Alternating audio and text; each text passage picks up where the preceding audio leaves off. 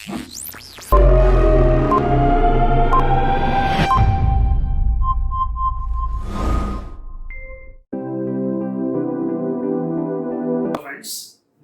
myself Dr. Vaijnath Sagarmat, Assistant Professor, Government First Grade College, Tekkalkote. Hello, Namaskara. Today we can discuss about the amalgamation of partnership firms. Here, first we should go the meaning of the amalgamation. ಪ್ರಥಮಾರ್ಥದಲ್ಲಿ ಅಮಲ್ಗಮೇಷನ್ ಅಂದ್ರೆ ಏನು ಕನ್ನಡದಲ್ಲಿ ಹೇಳ್ತೀನಿ ಸಂಯೋಜನೆ ಅಂತ. ಎರಡು partnership ಫರ್ಮ್ಗಳು ಸಂಯೋಜನೆಯಾಗಿ ಒಂದೇ ತರಹದ ವ್ಯವಹಾರವನ್ನು ಮಾಡತಕ್ಕಂತ ಎರಡು ಕೂಡು ಬಂಡವಾಳ ಸಂಸ್ಥೆಗಳು ಒಂದುಗೂಡಿಕೊಂಡು ಮತ್ತೊಂದು ಕೂಡು ಬಂಡವಾಳ ಸಂಸ್ಥೆಯನ್ನ ಹುಟ್ಟುಹಾಕೋದನ್ನ ಅಮಲ್ಗಮೇಷನ್ ಆಫ್ ಪಾರ್ಟ್ನರ್ಶಿಪ್ ಫರ್ಮ್ಸ್ ಅಂತ ಹೇಳ್ತೀವಿ.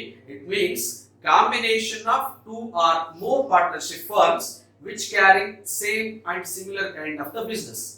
The combination of two or more partnership firms which carry same or similar kind of the business is called amalgamation of partnership firms. Here I will tell you one example. Just take Mahindra and Mahindra. Mahindra and Mahindra is the one company, and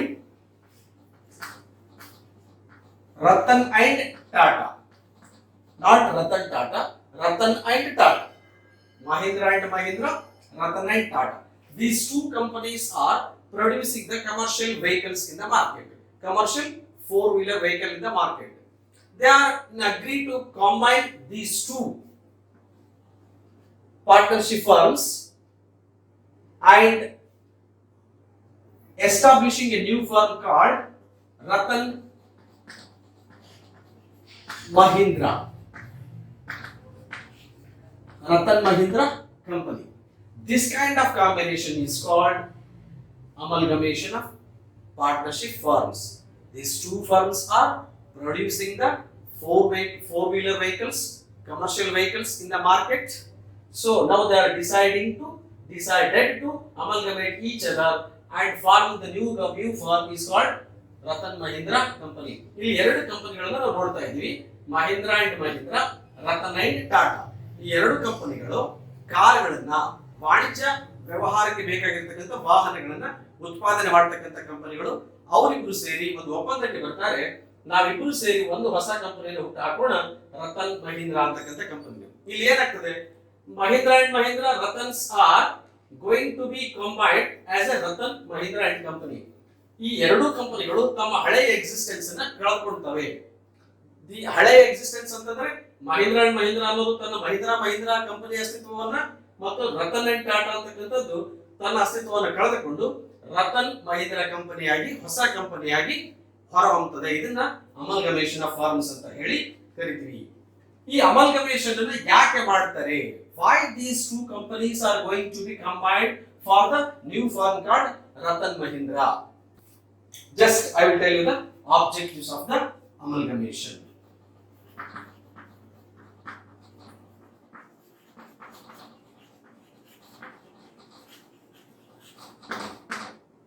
ಸರಿ, ಹೊಸ ಒಂದು ಕಂಪನಿಯನ್ನು ಹುಟ್ಟಾಕಿದ್ರು.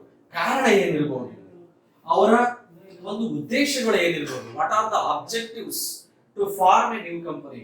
They are well in their sector, they are earning profit in their sector, even though they are ready to combine as a Ratan Mahindra company. The first objective of these two firms amalgamation is economics of scale anta karitivi. Economics of scale. And what is the meaning of economic scale? Here the two companies are operating in the same market. The two companies are facing competition each other. First of all ಇವರಿಬ್ರು ಒಂದೇ ತರಹದ market ನಲ್ಲಿ ಒಂದೇ ತರಹದ vehicle ಗಳನ್ನ production ಮಾಡ್ತಾ ಇರ್ತಾರೆ. ಅವರಿಬ್ಬರ ಮಧ್ಯೆ ಒಂದು ಕಾಂಪಿಟೇಷನ್ ಇರುತ್ತೆ, ಪೈಪೋಟಿ ಇರುತ್ತೆ. ಯಾವುದರಲ್ಲಿ ಪೈಪೋಟಿ? ಆ ಪೈಪೋಟಿ ಬೆಲೆಯಲ್ಲಾಗಿರ್ಬೋದು, ಕ್ವಾಲಿಟಿಯಲ್ಲಾಗಿರ್ಬೋದು. ಸೇಮ್ ಮಾರ್ಕೆಟ್ ಸೆಗ್ಮೆಂಟ್ ಅನ್ನ ಇಬ್ರು ಹಂಚಿಕೊಂಡಾಗ ಅಲ್ಲಿ ಮೊದಲೇ ಬರೋದೇ competition. To eliminate this competition, to get a monopoly monopolistic and monopoly in the market. To eliminate this competition, they are going to merge each other. They are going to amalgamate each other. This is the first objective of any amalgamation of the partnership firm. First, they are ready to eliminate the competition in the market. Second one, growth and success. ಯಾವುದೇ ಒಂದು company ತನ್ನ ಮಾರುಕಟ್ಟೆಯಲ್ಲಿ ಮತ್ತು ತಾನು ಮಾಡ್ತಕ್ಕಂಥ ವ್ಯವಹಾರದಲ್ಲಿ ತನ್ನ ಉತ್ಪಾದನೆಯಲ್ಲಿ ಗ್ರೋತ್ ಸಕ್ಸಸ್ ಕಾಣಬೇಕು ಅಂತಕ್ಕಂಥ ಸೋಲ್ ಮೋಟಿವ್ ಪ್ರತಿಯೊಬ್ಬರಿಗೂ ಇರುತ್ತೆ. ಆ ಸೋಲ್ ಮೋಟಿವ್ ನಲ್ಲಿ ಕಾಂಪಿಟೇಷನ್ ಇದ್ದಾಗ ಗ್ರೋತ್ ನ ಪ್ರಮಾಣ ಕಡಿಮೆ ಆಗಿರುತ್ತೆ.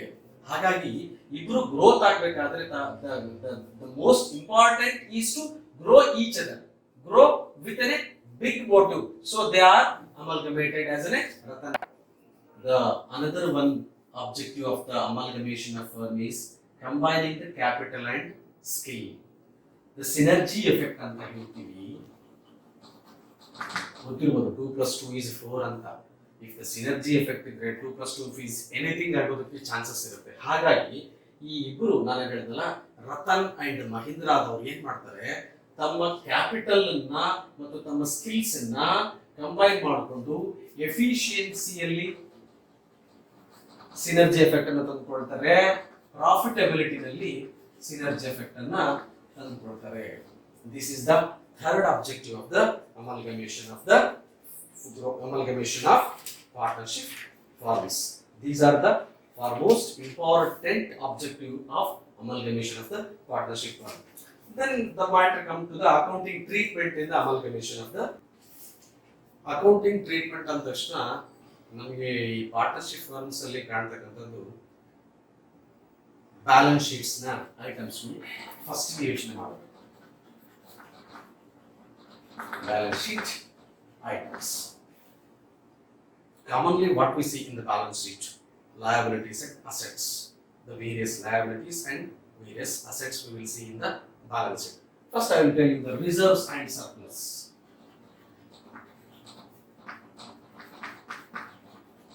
ಈ reserves and surplus this is called the owners fund ಅಂತ ಹೇಳಿ ಕರಿತೀವಿ.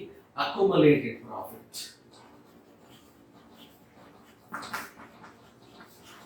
Second one is the accumulated profit. These two are in the balance sheet, in the liability side, and these two are called as the owners fund. ಈ owners fund ಗಳನ್ನ respective partners capital account ಗೆ credit ಮಾಡಬೇಕು.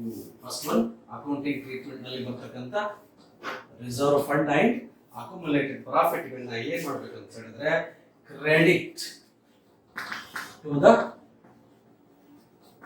respective partners account. Debit the respective reserve fund account, debit the respective accumulating profit account. The next one, goodwill. Untouchable property ಅಂತ ಕರಿತೀವಿ ಇದನ್ನ.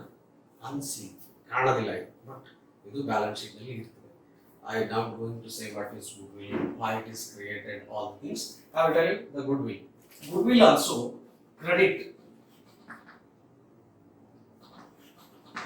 to the respective partners capital account. ಆ ಸಂಬಂಧಪಟ್ಟ partners capital account ಗೆ goodwill ಅನ್ನು credit ಮಾಡಬೇಕಾಗ್ತದೆ. Next come to the matter of the liabilities.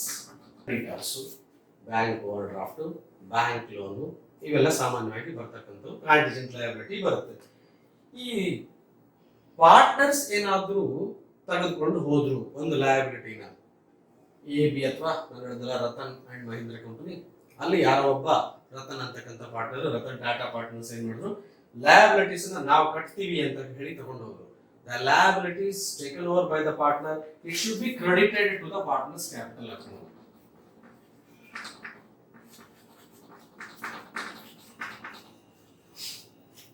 Liability side ನಲ್ಲಿ first liability creditors ಇತ್ತು, ಬ್ಯಾಂಕ್ ಓವರ್ ಡ್ರಾಫ್ಟ್ ಇತ್ತು, ಬ್ಯಾಂಕ್ ಲೋನ್ ಇತ್ತು ಅಂತ ಹೇಳಿದ್ರೆ ಈ ಮೂರಲ್ಲಿ ಯಾವ್ದಾದ್ರು ಪಾರ್ಟ್ನರ್ಸ್ ತಗೊಂಡು ಹೋದ್ರೆ, partners taken over by the creditors or liabilities taken over by the partners ಇದ್ರೆ that particular item should be credited to the partner's capital account. Assets taken over by partners. Assets taken over by the partners. ಏನಾಗುತ್ತೆ assets taken over by the partners ಅಂತ ಹೇಳಿದಾಗ ಅದು assets ಯಾವುದೇ ಆಗಿರಲಿ, machineries, land and building, stock, debtors, etc. You might know about what are the assets. ಈ ಯಾವುದೇ assets ಅನ್ನ partners taken over ಆದ್ರು, ತೆಗೆದುಕೊಂಡು ಹೋದ್ರೆ, ತಾವು ಅದನ್ನ ತಗೊಂಡು ಹೋದ್ರೆ ಅವಾಗ ಏನಾಗ್ತದೆ ಅಂತ ಹೇಳಿದ್ರೆ debit partners respective capital account.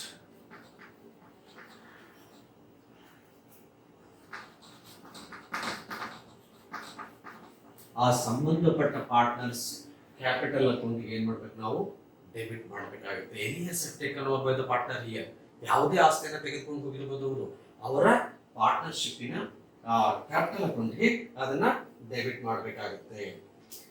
ಈಗ ನ್ಯೂ ಫಾರ್ಮ್ ತಗೊಂಡು ಹೋಯ್ತು ಅಂತ ಇಟ್ಕೊಂಡ್ರೆ, ಅಸೆಟ್ ಅಂತ ಹೇಳಿದಲ್ಲ, ಅವ್ರೇನಾದ್ರು ತೆಗೆದುಕೊಂಡು the balance sheet items taken over by new firm. Balance sheet items taken over by the new firm. First, liabilities. Liabilities in the ಹೊಸ company ತಗೊಂಡು ಹೋದ್ರೆ ಏನಾಗ್ತದೆ, liabilities in ನ್ಯೂ ಫರ್ಮ್ ತಗೊಂಡು ಹೋದ್ರೆ ಏನಾಗ್ತದೆ ಅಂತ ಹೇಳಿದ್ರೆ, ಇಲ್ಲಿ ಆ ನ್ಯೂ ಫರ್ಮ್ ಅಕೌಂಟಿಗೆ ಕ್ರೆಡಿಟ್ ಆಗುತ್ತೆ. ಕ್ರೆಡಿಟ್ ನ್ಯೂ ಫರ್ಮ್ ಅಕೌಂಟ್, ಆ ನ್ಯೂ ಫರ್ಮ್ ಅಕೌಂಟ್ಗೆ ಕ್ರೆಡಿಟ್ ಮಾಡಬೇಕಾಗುತ್ತೆ. Respective liability amount. Assets taken over by, ಆಸ್ತಿಯನ್ನು ತೆಗೆದುಕೊಂಡು ಹೋದ್ರೆ assets taken over by the new partner, debit the new firm account. Debit the new firm account. Easy. Balance sheet items ನಲ್ಲಿರ್ತಕ್ಕಂಥ liability ತಗೊಂಡು ಹೋಯ್ತು new firm ಅಂತ ಹೇಳಿದ್ರೆ credit ಮಾಡ್ರಿ, asset ಅನ್ನು ತೆಗೆದುಕೊಂಡು ಹೋದ್ರೆ ಡೆಬಿಟ್ ಮಾಡ್ರಿ. These two are the very important aspect you have to take into consideration while preparing the amalgamation account. Here we know about the revaluation of assets. Revaluation account ಅಂತ ಹೇಳಿ ಬರುತ್ತೆ. ಯಾಕೆ ನಾವು ರಿವ್ಯಾಲ್ಯೂ ಮಾಡಬೇಕು? ರಿವ್ಯಾಲ್ಯೂ ಮಾಡದೇ ಇದ್ರೆ ನಡೆಯೋದಿಲ್ವಾ? Just think, there may be a difference between the book value and the market value. Maybe asset or maybe the liability. Liability ಆದ್ರೂ ಆಗಿರ್ಲಿ, ಅಸೆಟ್ ಆದ್ರೂ ಆಗಿರ್ಲಿ, ಅಲ್ಲಿ ಬುಕ್ ವ್ಯಾಲ್ಯೂ ಒಂದಿರುತ್ತೆ, ಮಾರ್ಕೆಟ್ ವ್ಯಾಲ್ಯೂ ಒಂದಿರುತ್ತೆ. If we started the partnership firm before 10 years back, Mahindra and Mahindra started in 10 years back, and Ratan Tata is also started before 10 years back. Today they are going to amalgamate each other. There are so many assets, there are so many liabilities from the over the 10 years.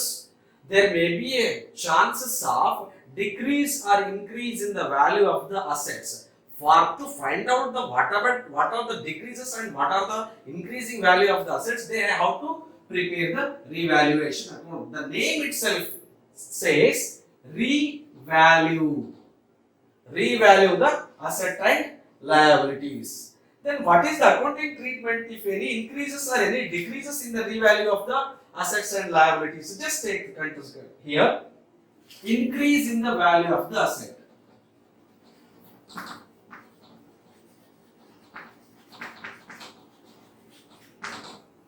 ಈ revaluation account ಅನ್ನೋದು ಮರು ಮೌಲ್ಯ ಮಾಪನ ಅಂತ ಹೇಳ್ತೀವಿ. ಮರು ಮೌಲ್ಯವನ್ನ ಮಾಡೋದು.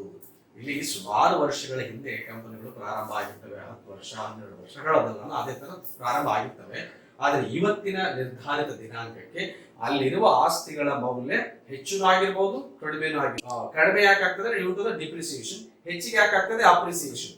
ಅಲ್ಲಿ ನೋಡೋಣ, any increase in the value of any asset, ಯಾವುದೇ ಅಸೆಟ್ಟಿನ ಬೆಲೆ ಜಾಸ್ತಿ ಆಯಿತು ಅಂತ ಹೇಳಿದ್ರೆ ಕ್ರೆಡಿಟ್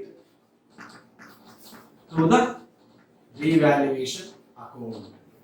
ಆ ರಿವ್ಯಾಲ್ಯೂಯೇಷನ್ ಅಕೌಂಟಿಗೆ ಕ್ರೆಡಿಟ್ ಮಾಡಬೇಕು.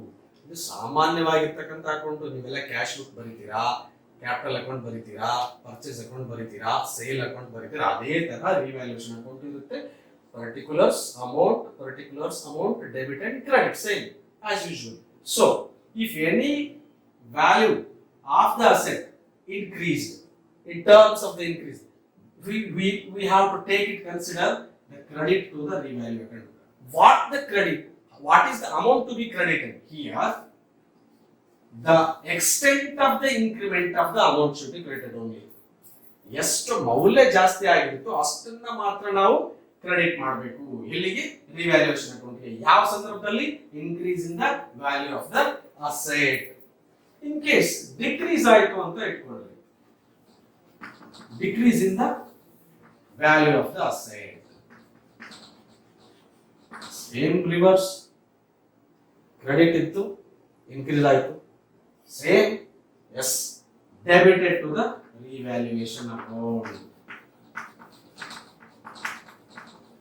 This is the first accounting treatment we have to take consideration while preparing the revaluation account. Next, balance sheet item ina asset ಭಾಗದಲ್ಲಿ ಈ ರೀತಿಯಾಗಿ ತೆಗೆದುಕೊಳ್ಳತಕ್ಕಂತ ಕನ್ಸಿಡರೇಷನ್ ಇರುತ್ತೆ. Then come to the point of the ಇನ್ಯಾವುದು ಬರುತ್ತೆ balance sheet ಅಲ್ಲಿ? Liability ಅಲ್ವಾ? Okay, ಹೋಗಬಾರ್ದು liabilities. ಲಯಬಿಲಿಟಿಗಳು ಏನಾಗುತ್ತೆ? Increase in the value of the liabilities.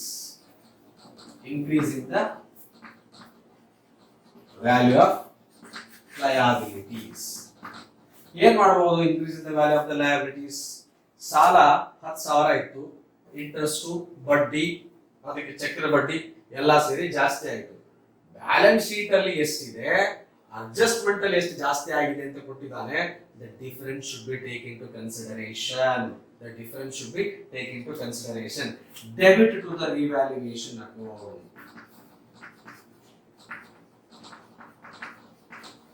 ಎಷ್ಟು ಜಾಸ್ತಿ ಆಗಿದೆ, ಎಷ್ಟು ಪ್ರಮಾಣ ಜಾಸ್ತಿ ಆಗಿದೆ ಅಷ್ಟನ್ನ ಮಾತ್ರ ಡೆಬಿಟ್ ಮಾಡಬೇಕು ರಿವ್ಯಾಲ್ಯೂಯೇಷನ್ ಅಕೌಂಟ್ಗೆ. ಎನಿ ಲಯಬಿಲಿಟಿ, ಕಾಂಟಿಜೆಂಟ್ ಲಯಬಿಲಿಟಿನೂ ಜಾಸ್ತಿ ಆಗೋ ಚಾನ್ಸಸ್ ಇರುತ್ತೆ ಔಟ್ಸ್ಟ್ಯಾಂಡಿಂಗ್ ಎಕ್ಸ್ಪೆನ್ಸಸ್ ಇಂದ. ಬ್ಯಾಂಕ್ ಓವರ್ ಡ್ರಾಫ್ಟ್ ಇಂಟ್ರೆಸ್ಟ್ ಇಂದ ಜಾಸ್ತಿ ಆಗೋದಿರುತ್ತೆ, ಬ್ಯಾಂಕ್ ಲೋನ್ ಜಾಸ್ತಿ ಆಗೋದಿರುತ್ತೆ. ಇವೆಲ್ಲ ಸಾಮಾನ್ಯವಾಗಿ ಬರ್ತಕ್ಕಂಥ ಪ್ರಕ್ರಿಯೆಗಳ ಅಕೌಂಟಿಂಗ್ ನಲ್ಲಿ ಅವುಗಳನ್ನ ಡೆಬಿಟ್ ಮಾಡಬೇಕು. Decrease in the value of the liability chances ಇರುತ್ತಾ? ಲಯಬಿಲಿಟೀಸ್ ಕಡಿಮೆ ಆಗುತ್ತಾ? Chances is there. What kind of liability? Creditors. ಸಾಲ ಕಟ್ಟಬೇಕಾಗಿರುತ್ತೆ, ಪರ್ಚೇಸ್ ಮಾಡ್ಕೊಂಡಿರ್ತೀವಿ, ಕ್ರೆಡಿಟ್ ಆಗಿ ಮಷಿನ್ ಪರ್ಚೇಸ್ ಮಾಡಿರ್ಬೋದು, ಕ್ರೆಡಿಟ್ ಆಗಿ ಮಟೀರಿಯಲ್ ಪರ್ಚೇಸ್ ಮಾಡಿರ್ಬೋದು. ಆ ರೀತಿ ಇದ್ದಾಗ ಕ್ರೆಡಿಟರ್ಸ್ ಉದ್ಭವ ಆಗ್ತಾರೆ, ಅದನ್ನ ಜಾಸ್ತಿ ಹೇಳೋದಕ್ಕೆ ಹೋಗುತ್ತೆ. Okay, creditors. ಈ ಕ್ರೆಡಿಟರ್ಸ್ ನಲ್ಲಿ ಯಾವಾಗಂದ್ರೆ ನಾವು ಕಂಪನಿನ ಮುಚ್ತಾ ಇದ್ದೀವಿ, ನಿಮ್ಮ ಎಲ್ಲಾ ಕ್ರೆಡಿಟ್ ಅನ್ನ ನಾವು ಪೇ ಮಾಡ್ತೀವಿ, ಜಸ್ಟ್ ಗಿವ್ ಎ ಡಿಸ್ಕೌಂಟ್ ಅಂತ ನಾವು ಆಫರ್ ಮಾಡ್ತೀವಿ. ಅವಾಗ the extent of the discount should be credited to the revaluation account. The extent of the decrease should be credited to the revaluation account. ತುಂಬಾ easy ಆಗಿರತಕ್ಕಂಥದ್ದು ಅಮಲ್ಗಮೇಷನ್ ಅಲ್ಲಿ revaluation account. ಹೆಚ್ಚಾದ್ರೆ ಒಂದ್ ಕಡೆ ಬರೀರಿ, ಕಡಿಮೆ ಆದ್ರೆ ಒಂದ್ ಕಡೆ ಬರೀರಿ. ಯಾವ ಅಸೆಟ್ ಮತ್ತು ಲಯಬಿಲಿಟೀಸ್ ಅನ್ನ ಕೌಂಟ್ ಮಾಡ್ಕೊಂಡು ನಾವು ಮಾಡಬೇಕಾಗುತ್ತೆ. Increase in the value of the asset, credit. Increase in the value of the liability, debit. Decrease in the value of the asset, debit. Decrease in the value of the liability, credit. ಈ ತರ ಆದ್ಮೇಲೆ there will be a difference in the credit side and debit side. ಯಾವುದೇ side ನಲ್ಲಿ difference ಬಂದಾಗ profit or loss arise ಆಗುತ್ತೆ. ಈ revaluation profit ಅಂತ ಕರಿತೀವಿ, ರಿವ್ಯಾಲ್ಯೂಯೇಷನ್ ಲಾಸ್ ಅಂತ ಕರಿತೀವಿ. ಈ ರೀತಿ ಬಂದಿರತಕ್ಕಂಥ revaluation profit or revaluation loss ಅನ್ನ ರೆಸ್ಪೆಕ್ಟಿವ್ ಪಾರ್ಟ್ನರ್ಸ್ ಅಕೌಂಟಿಗೆ ಕ್ರೆಡಿಟ್ ಮಾಡಬೇಕಾಗುತ್ತೆ. ಡಿಯರ್ ಫ್ರೆಂಡ್ಸ್, ಇಲ್ಲಿವರೆಗೂ ನಾವು ಅಮಲ್ಗಮೇಷನ್ ಅಂದ್ರೆ ಅಂತ ಏನು ಅಂತ ನೋಡಿದ್ವಿ. ಅಮಲ್ಗಮೇಷನ್ ಇನ ಧ್ಯೇಯೋದ್ದೇಶಗಳನ್ನ, ಆಬ್ಜೆಕ್ಟಿವ್ಸ್ ಅನ್ನ ನೋಡಿದ್ವಿ. ಆ ಅಮಲ್ಗಮೇಷನ್ ಅಲ್ಲಿ ಅಕೌಂಟಿಂಗ್ ಟ್ರೀಟ್ಮೆಂಟ್ ಲೆಕ್ಕಗಳನ್ನ ಹೇಗೆ ಮಾಡಬೇಕು ಅಂತಕ್ಕಂಥದ್ದನ್ನು, ಅವುಗಳನ್ನ ಹೇಗೆ ಬರಿಬೇಕು ಅಂತಕ್ಕಂಥದ್ದನ್ನು ನೋಡಿದ್ವಿ. ಅದರಲ್ಲಿ ರಿವ್ಯಾಲ್ಯೂಯೇಷನ್ ಅಕೌಂಟ್ ನಮಗೆ ಬಹಳಷ್ಟು ಇಂಪಾರ್ಟೆಂಟ್ ಆಗಿರ್ತದೆ. ನಂತರ ಒಂದು ಸಮಸ್ಯೆಯನ್ನು ತಗೊಳ್ಳೋಣ, ಒಂದು ಎಕ್ಸರ್ಸೈಸ್ ಅನ್ನು ತಗೊಳ್ಳೋಣ, ಒಂದು ಪ್ರಾಬ್ಲಮ್ ಅನ್ನು ತಗೊಳ್ಳೋಣ. Thank you.